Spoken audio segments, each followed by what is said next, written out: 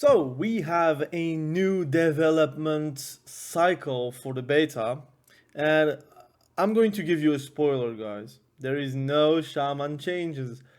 Hope-de-doo, we are still in the vacation holiday phase. Our shaman developer is just MIA, missing in action. Or the designer, it could be both, to be honest. This is actually terrible because I think shaman is the only spec or class where you actually have still not yet implemented stuff in the hero talents, and nothing changed from the spec tree to the class tree. So it is really concerning. We are having the pre-patch probably next month, if not, like, they said the 31st of July there is an event for the pre-patch, so it means that the pre-patch will already be out. So it's very concerning. I don't know what development cycle they need to have Shaman class and spec and also the hero talents ready, but this is, in my eyes, not acceptable. I already made a video about War Within being probably a very good expansion, but it doesn't mean that it is without flaws. And I do feel like Shaman, the Shaman tree, the Shaman class spec, whatever you want to call it, is really just Dragonflight. You're going to play Dragonflight while other people are going to play War Within. And it has nothing to do with the design. Like now it's only about Shaman I'm going to talk, but I'm going to talk about everything. Don't really stress about it.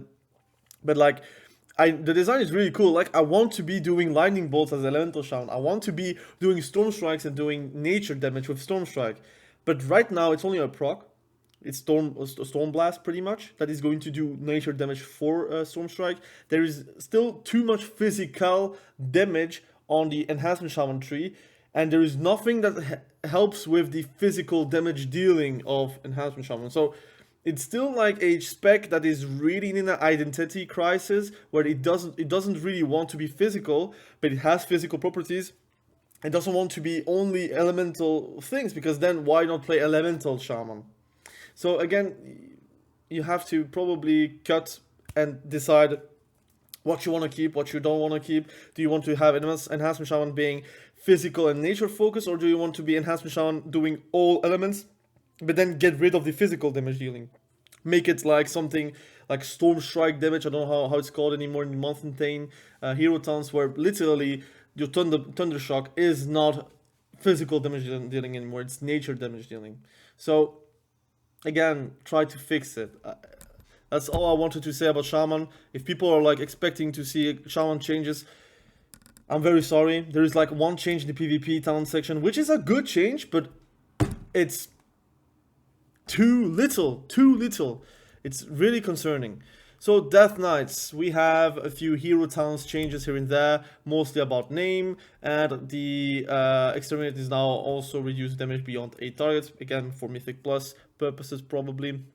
Sand Lane, which is also a hero talent between Unholy and Blood, has a renamed and redesigned, so Visceral Strength. So when Crimson Scourge Sudden Doom is consumed, you gain 5% strength for 5 seconds, so I guess it's 5 to 8 seconds, poorly, like... no, 8 seconds for Crimson Scourge and 5 seconds for Sudden Doom. My excuses. Infliction of Sorrow now deals 100% of the remaining damage of the consumer, so that's a nerf. So it was 200%, now it's 100%, and it's fixed an issue that prevented Blood Beast from spawning. Unholy DK's got Infliction of Sorrow, now only functions with Virulent Plague instead of all the dots, so that's a clear nerf, by the way. So it double dips in the nerf.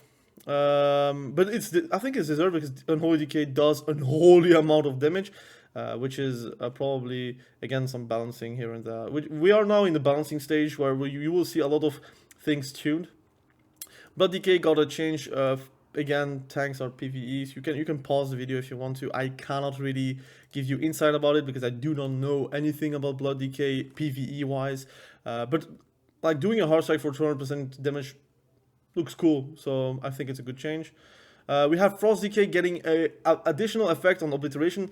I made a Frost Decay video. I'm not going to remake a video for that single change, but it does a lot, by the way. So while Pillar of Frost is active, it will now also increase the cost of your Frost Strike by up to 15 runic power. So if you have 60, you're going to deplete the runic power that is too much to get the additional damage. So it can deal up to 52% additional damage. Plus you can also have like the Shattering Blade effect. So you can actually do some big amount of damage of Frost Strike. So I look forward to test that, and it does look cool. So you could maybe play around Obliteration, doing also Frost Strike damage, also being increased by Pillar of Frost. So it's going to be quite nice. I'm going to play around that as well. Unholy Decay got a few changes here. So for inflictions now currently increases disease crit chance by flat 5%. Unholy Blight is now passive and now surrounds the ghoul instead of the Death Knight. So it's a passive. Oh, that's maybe... Again, I see what they're doing right now with the balancing. They're trying to remove some button bloat, which is very welcome on certain specs. And you will see Unholy gotten a button bloat quality of life. I think Elemental Shaman, Enhancement Shaman, and Restoration Shaman as well. So you will see with the PvP section, but it's going to be quite nice to see how it's going to work. So Dark Transformation surrounds your ghoul with a vile swarm of insects for 6 seconds, stinging all nearby enemies and inflicting them with Virulent Plague, and an Unholy Disease that deals damage over. Again, it's the same, but it gets activated by Dark Transformation, where you could also lower the CD, so you will have it more likely up more often, so it's going to be quite nice to play around. Sudden Doom no longer causes Epidemic to burst Festering Wound on targets. That's a nerf. When talented into Harbinger of Doom, Sudden Doom now displays an activation overlay image separately left and right for each stack. That's great. So you mean that you have, like, for example, whenever you're going to play, you're going to get a Sudden Doom stack. It's going to be on the left side of your character. You will have like a purple outlining or green outlining, and the right side you will get a purple green outlining whenever you get 2 stacks. It's going to be quite nice. Again, visually helping the UI and the player to play without weak auras, which is a good thing. Demon Hunter got a few changes. I'm not really excited about it, but whatever. Eliminated sigils now grants an additional charge only to Sigil Flame, so that's a nerf, and also reduces Sigil Flame cooldown by 5 seconds. Aldrachi Reaver, which is a hero talent. Fury of the Aldrachi, when enhanced by Reaver's Glaive, Blade Dance Soul Cleave deals 3 additional glaive slashes to nearby targets. If cast after Chaos Strike, Fracture Shear deals 6 slashes instead. So that's a new talent. I don't know how the hero talents are for DH right now. I didn't really test it for the moment. Out of the Glaive has been redesigned. Begins a well-practiced pattern of glaive work. Enhances your next cast of Chaos Strike and of Blades Dance. The enhanced ability you can... That's a weird wording, by the way. The enhanced ability you cast first deals 10% increased damage, and the second deals 20% increased damage. Intense Pursuit has been redesigned.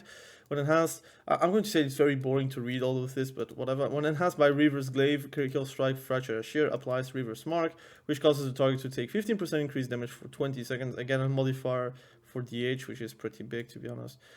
This is going to be probably broken if you are counting every single change for DH. But if cast after Blade Dance, Soul Cleave, Reaver's Mark is increased by 30%. To 30% instead of 15%, so that's quite big as well. Casting the Hunt allows you to cast Reaver's Glaive. Alright, very strong. Incisive Blade always increases Critical Strike or Soul Cleave damage, was only when enhanced. Adjusted positions of Incisive Blade, Keen Engagement, and Preemptive Strike, so they're going to switch the hero talents out. And Escalation has been removed, so it has removed and probably replaced by Fury of the Aldrachi, because they added a new talent. Druid got little to no changes basically, so Elim's Chosen, Balanced Guardian. Moondust now slows enemies by 20%, so it's a nerf by 10. And Stellar Command now increases full moon damage by 25 instead of 15. Full moon damage is really juicy, but I don't know how in PvP you can actually like free cast full moons. It's going to be quite tough, but there are situations where you can do that, I guess. Evokers got a few changes on the hero talents. Temporal Burst now increases haste, movement speed, and cooldown recovery rate by 30%, decreasing over 30 seconds.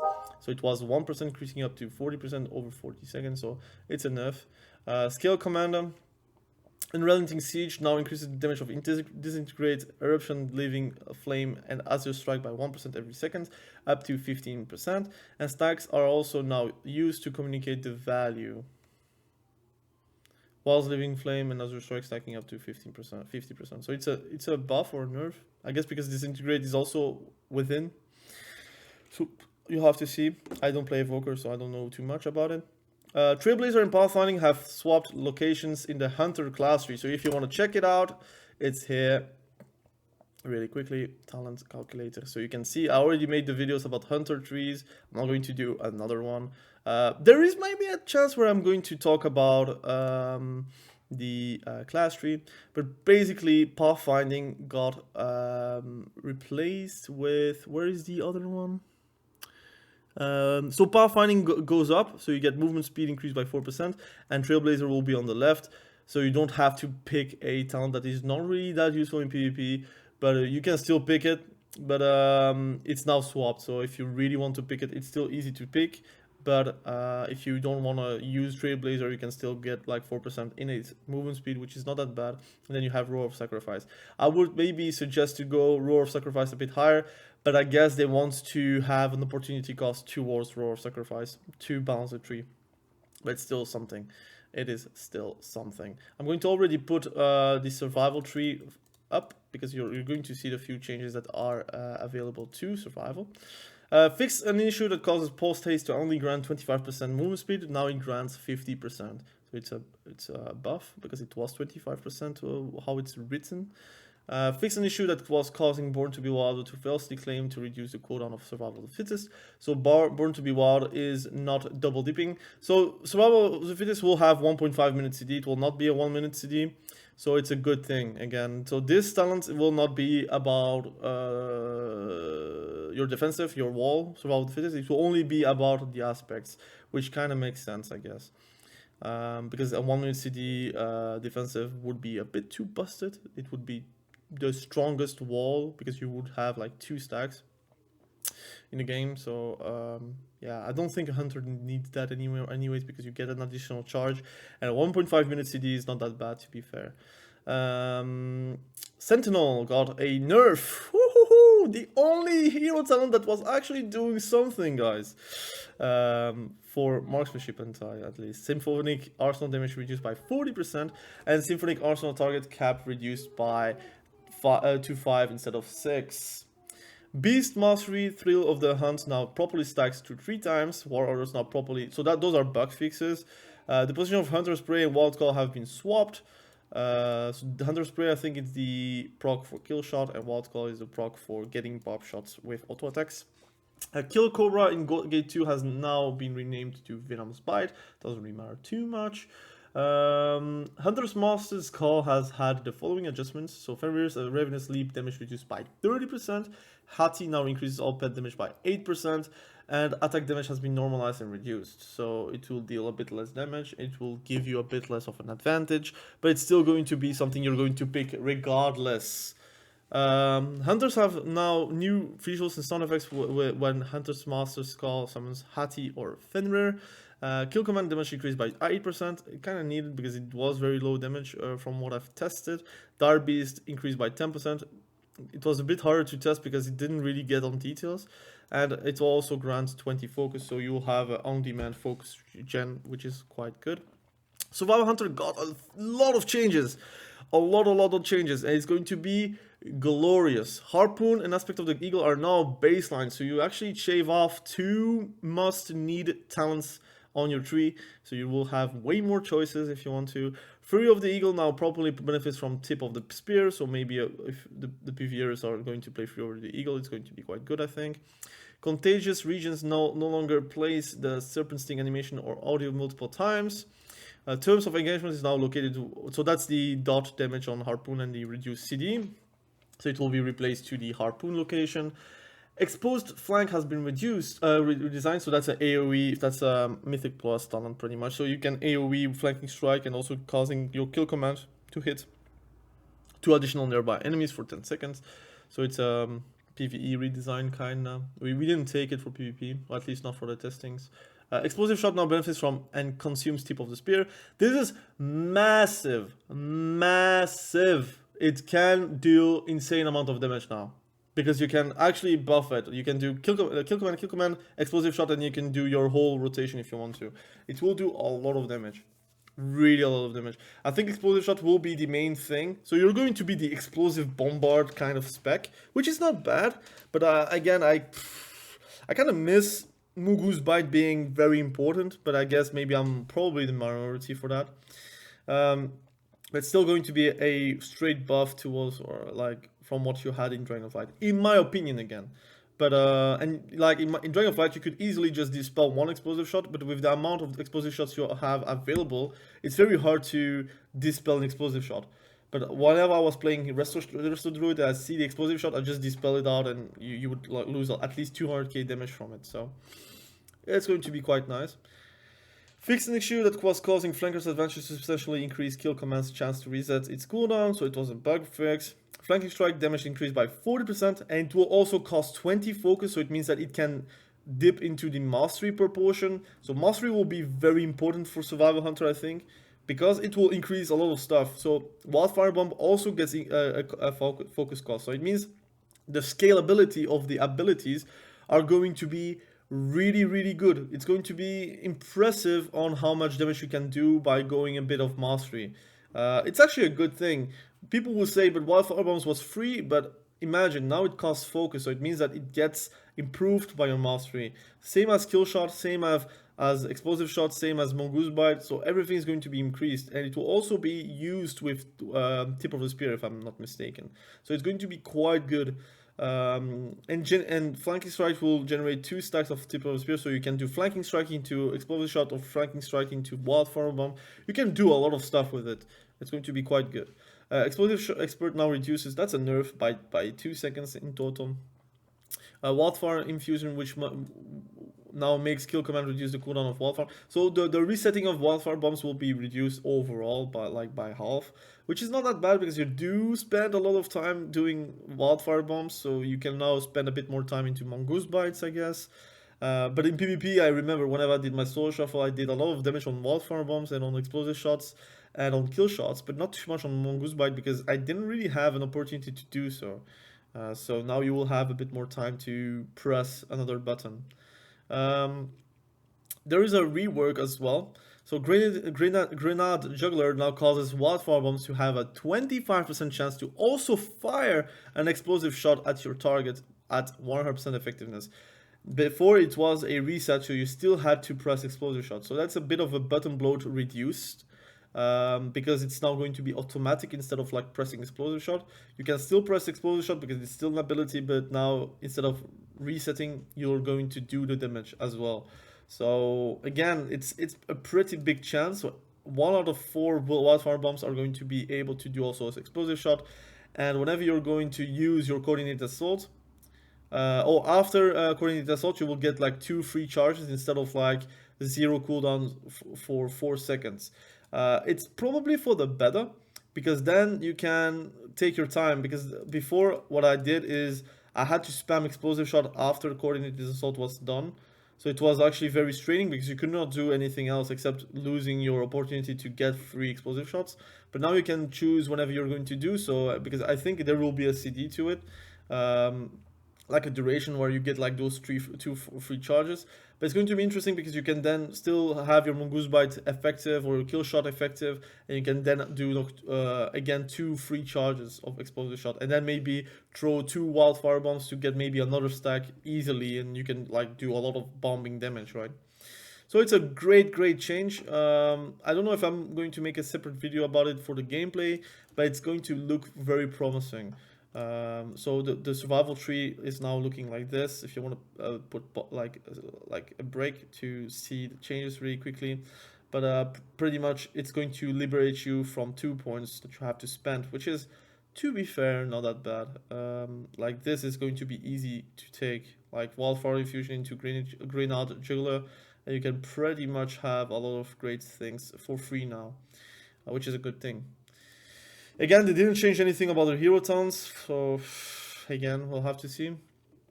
Hero towns from mages, I haven't tested mages yet. Spellslinger, splitting orbs updated for arcane only. The first enemy damaged by your arcane orb conjures 4 arcane splitters. Spellfrost teaching updated for arcane only. Spellfrost teaching is now automatically launched as an arcane orb when it procs, rather than resetting the cooldown of arcane orb. Again, to remove a bit of probably button bloat that you have to spend another button to arcane orb, which is, again, like I said, this is really the patch of trying to reduce as much as you can the procs that you have to press instead of like automatic, which is probably for the better, but you're going to most likely break CC because of that, so you have to play around that as well. Sun Fury lessons in debilitation no longer cost a crowd control spelled when you summon your Phoenix, so you don't break CC, I guess. Gravity Labs now benefits from time manipulation in the mage class 3. Meteorites will now probably benefit from damage amplification effect and proc on damage effects. Codex of the Sunstrider has been redesigned. Over its duration, your arcane phoenix will consume each of your spellfire spheres to cast an exceptional spell. Upon consuming a spellfire sphere, your arcane phoenix will grant you lingering embers, getting you 10% spell damage over 5 stacks. Now properly increases periodic spell damage as well. Then you have your arcane changes. Glorious Incandescence has been redesigned. Consuming Burden of Power causes your next cast of Arcane Barrage to grant 4 arcane charges and call down a storm of 4 meteorites on its target. Mana Cascade has been redesigned. Casting Arcane Blast or Arcane Barrage grants you 1% haste, stacks up to 10 times, and can be overlapped. Spellfire spheres are now generated by casting 6 Arcane Blasts or Arcane Barrages whilst consuming Clear Casting, so you could control it a bit more. King's Fury enhanced Prior Blast and Flamesfire will correctly grant combustion when you gain hyperthermia during the Sun King's Fury hardcast. So that's a bug fix, I guess. I don't know. The position of many nodes on the Arcane tree has been changed. I will make a mage video very soon. Still need to go through my list. Nether Munitions has been redesigned. It increases the damage all affected targets take from you by 8%. Improved Touch of Money is no longer choice node with Magi Sparks. Magi Spark and Nether Munition are now a choice node. Magi Spark explosion damage increased by 300%. Magi Spark echo damage increased to 100%. So those are big buffs, by the way. Explosion will now probably benefit from spell damage amplifications. Arcane Blast damage increased by 10%. Arcane Blast Barrage 12%. Blast 10%. Arcane Missiles by 10%. Lay Drinker chance to trigger increased to 50% instead of 10%. Lay Drinker now encodes for 50% damage was 50%. So it's all like buffs so again, I think Arcane will be pretty strong right now. I have to test it, but it does feel strong, or at least it does read strong. Fire Mage. Pyromaniac procs now counts as consuming a hot streak. This is now communicated in the tooltip. Okay. Pyromaniac, Flame Strike, and Pyroblast echoes can no longer contribute to hot streak. Living Bomb damage reduced by 30%. I think that was bound to happen. Sparking Cinders damage bonus reduced to 10%. Will now trigger at most 3 times a minute, increased with haste. Phoenix Flames damage reduced by 10%. Pyroblast damage reduced by 10%. And Intensifying Flames Ignite damage bonus reduced to 20% instead of 25%. We have Frost changes as well. Frozen Orb increases the Ice Lance damage by 15% for 15 seconds with Permafrost Lances, which is a new talent. Ice Claw is now located at Snowstorm's previous locations. Snowstorm is removed, and they fixed a bug with Frost Spellsinger to generate splinters. And then you have a new redesign on the the tier set, so Ice Lance damage increased by 8%, and the 4 set will do AoE damage. So you likely are not going to take that, in PvP at least. Monk, Hidden Guard reduced to 40% for Brewmaster, that's a nerf. Windwalker, Chi Burst has been redesigned. Your damaging spells and abilities have a chance to activate Chi Burst. So again, bottom bloat, they're not going to make you use Chi Burst anymore, it's a passive. Fix an issue that caused Chi Burst to deal more damage than intended while Storm and Earth and Fire was active. We have Holy Paladin nerfs for the Herald of the Sun. I kind of saw it coming because it was a lot of healing, and it's a lot of passive healing that you cannot really like counter. So Sun's Avatar healing is reduced by 40%, download by 20%. Now activates 1 daylight instead of 4 when you're going to activate Avenging Wrath. Second Sunrise can no longer activate Divine Purpose, so it's a nerf. Sun's Avatar will now always pick players when applying its friendly downlights. Fix an issue, so the bug fix.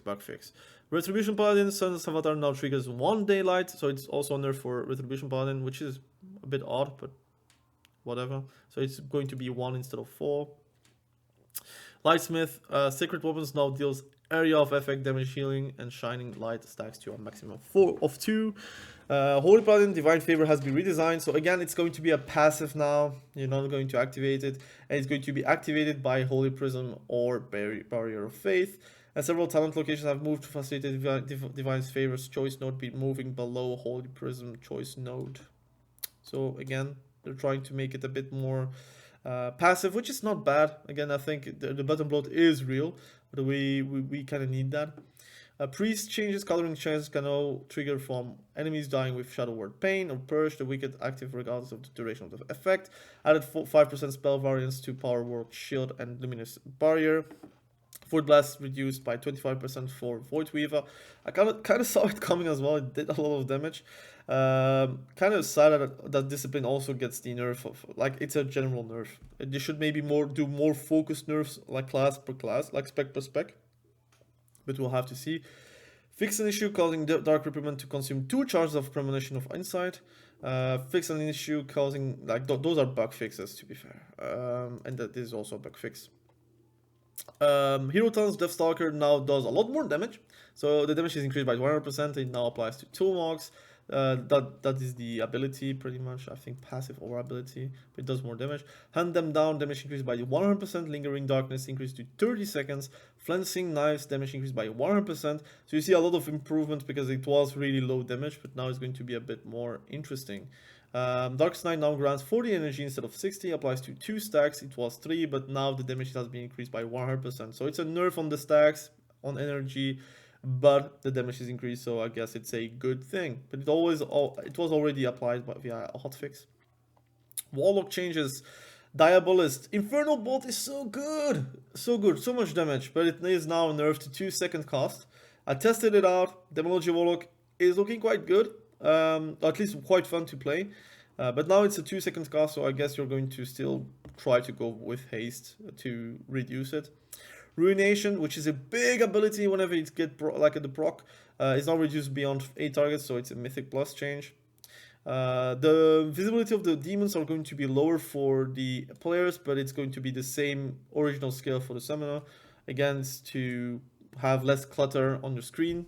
Overload now charges its target rather than leaps, so that's cool. And visual has been updated. Seas of the Demise has been redesigned for destruction. Blackened Soul damage increased by 30%. When Blackened Soul deals damage, you have a chance to gain 2 stacks of flash points. Interesting. And Severim's Resilience healing increased by 90%. Soul Harvester, that is the Soulstorm Resurrect. I don't care about that. And Spirited Away has been removed. Yeah. Affliction Warlock, Death's Embrace has been redesigned, increased dry and drain life healing by 30% while your health is at or below 35% health, and damage done is increased by 5% for a stable affliction, corruption, agony, and malefic rupture when the target is below 35% health. So it is a buff. I don't know if you're going to play that, but it's a buff. Malediction has been redesigned. Now it grants 10% critical strike chance for agony, corruption, and stable affliction. Myline Omen has been moved to row 9, and Dark Harvest has been moved to row 10. Demonology Warlock Blood Invocation has been redesigned. Power Siphon increases the damage of Demon Bolt by an additional 25%. Quite good. Does a lot more damage. Doom is now passive and has been redesigned. Interesting. Again, Blood and Bloat reduced. When Demon Bolt consumes a demonic core, it inflicts impending doom upon the target, dealing shadow damage to enemies within 10 yards of its target. And it is reduced by beyond 8 targets. Consuming a demonic core reduces the duration of doom, so it will explode faster. Impending Doom has been redesigned, increases the damage of Doom by 30%, and Doom summons one Wild Imp when it expires. Doom and Journal has been redesigned, Demonic Core reduces the duration of Doom by an additional 2 seconds, and Infernal Presence damage reduced by 50%. Destruction got a few changes on the row changes. I'm not going to read everything because it's quite boring, but you can pause the video if you want to. Chaos Incarnate now has benefit of 70% of mastery for Chaos Bolt Shadowburn, and that's like a always gain, so you will always have a benefit of 70% at least for your mastery. There is still a bit of RNG on the top side, and that's it. We have also redesigned, so Incinerate can also tear open a dimensional rift or recharge dimensional rift if learned. So you could also play without it, and then it will just tear it open whenever you're going to do incinerates. Warriors, a lot of changes that I hate, by the way. Blade Master Storm has been redesigned, activating a avatar costs sweeping strikes now instead of Blade Storm, and it will reduce the cooldown of Cleave by 1.5 seconds. It is disgusting change. I don't like it. I like the Blade Storm activation, but I guess with Slayer hero talents, it was bound to happen. But it sucks because if you play Colossus, you would lose a lot of like utility from Blade Master Torment. You will 100% go for Wall Torment now, so you get Recklessness whenever you're going to pop Avatar. It is what it is. Now this is not going to be played in PvP at all. Fury Warrior, nothing has changed, but they changed the tooltip pretty much. Onis Fury, a big damage increase by 133%, which is a lot and very precise as well. So we'll have to test it. And Reckless Abandon now buffs your next Bloodthirst and Raging Blow, so you might maybe play Reckless Abandon again. Protection, immovable object tooltip updated with detailed information, no fictional changes. PvP changes! Strangulate now overrides Asphyxiate, so you cannot have both. The cooldown is decreased by 45, so it will be 45 seconds, and its duration is increased to 5 seconds instead of 4, and its range is increased to 20 yards. So you have to choose between a silence or a stun. I guess that's better for Frost Decay because they have already that many stuns, but I think for Unholy Decay you will have a real choice to make. So yeah. And Blood Decay as well. Demon Hunter, Cleansed by Flame, now cleanses one magical effect instead of all. Thank God. I love those changes. Demon Hunter can really get the hell out of my face because I'm tired of getting all my dots being cleansed at all times. Very annoying. But that's a definitely nerf, by the way. This is a big nerf.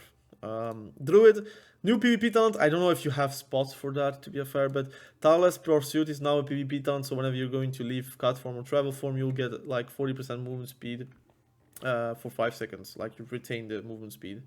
High Winds got redesigned, so no more healing reduction. It will be just a range increase for Cyclone, Typhoon, and Tingling Roots. Again, very hard to justify it now, to be fair.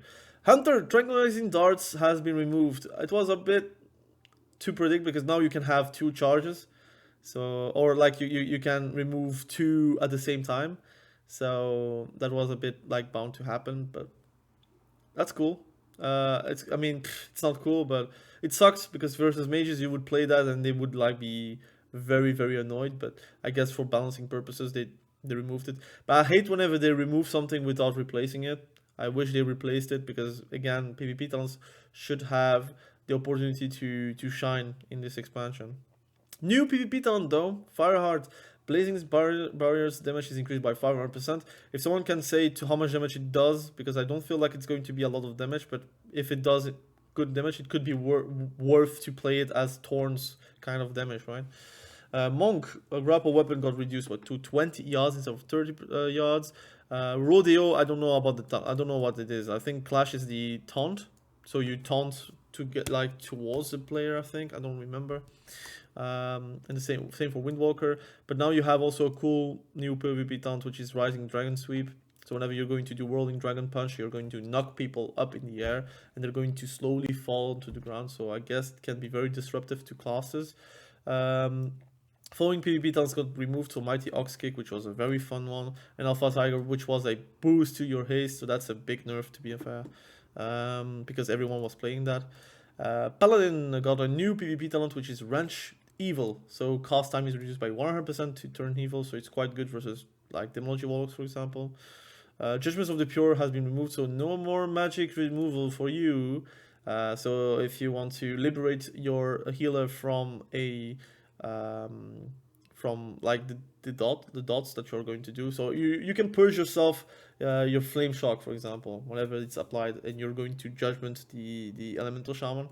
So it's a big nerf towards paladins in general, but I think it was welcome because it's very annoying to play it versus, to be fair. So again, button bloat removal, so Sky Fury Totem is now not an active anymore, it's a passive, and it will be activated by Primordial Wave. So if you want to play Sky Fury Totem, you have to have Primordial Wave. It's good for Elemental Shaman, so you can have GCD more to spend on your one-shot burst macro if you want to do like a crit elemental shaman build. Probably for the better. It's also easier to, like, it's going to be hard to counter it, I guess. Warlock, Call Felt Lord damage increased by 80%. It's already it's already doing a lot of damage, but this is going to be really big. Fellow Obelisk PvP talent has been removed, so no more haste buff for you. Warrior changes really quickly. Master Commander now reduces the cooldown of Rallying Cry by 90 seconds instead of 60, so it becomes a bit more like better.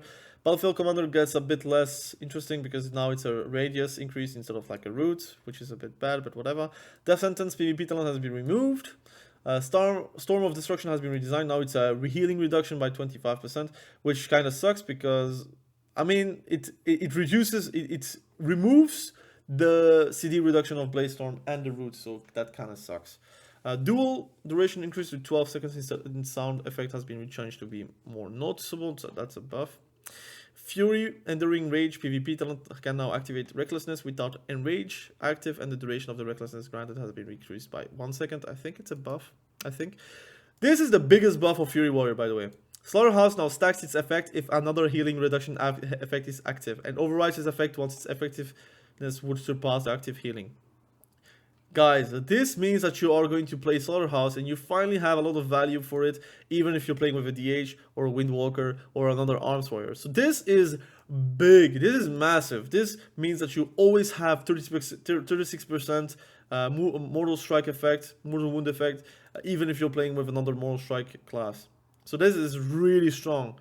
Like, BM Hunters had to put another pet if you wanted to play with Slaughterhouse. This is really massive. I'm very excited for this.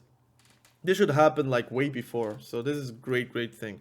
They removed Blood Rage, guys. I hate you guys, man. You didn't compensate. You had a root removal and now it's gone. Bro, and they even removed, I don't care. If it doesn't have CDR, it doesn't really matter, but like cooldown reduction, but Blood Rage is, oh dude, like it had rage regen, it had root removal, it was actually very good. And rewards for people that were concerned about the vault, it is answered. Now you have a PvP quest that if you're earning 2,500 conquest, you get a PvP weapon for free. So after 2 weeks, you get your PvP weapon probably. Week 3, excuse me. So week 3, you will get your PvP weapon, which is good, and it will normalize the level field of gearing, so you will not have someone that is very lucky with the vault and someone that is unlucky with the vault. So everyone is really at one same level, and people ask me for an opinion. I will make a video about it probably, but my opinion is I prefer this than vault because then there is no luckiness. You cannot be playing versus someone that has weapon and 2 set, for example, versus you not having anything, like having just a silly bracer and a silly belt, for example. That's my opinion. Again, you don't need to share the same opinion as me, but I think this is actually massive. I really prefer this over the vault, and which means that you can also vault your Mythic Plus. So if you really want to have more pieces, you could basically do PvE and get those pieces there. It would not be optimal for PvP, but it's still an extra piece you can do. So I guess it also gives you incentive to do other stuff, but you don't have to because you also have crafting gear, you have also Wotlk PvP gear. So again, I'm okay for that. So again, thank you for watching the video. Really, I appreciate you. Be sure to subscribe to the channel if you haven't done that yet. And yes, I am mad about shamans. Thank you. Bye.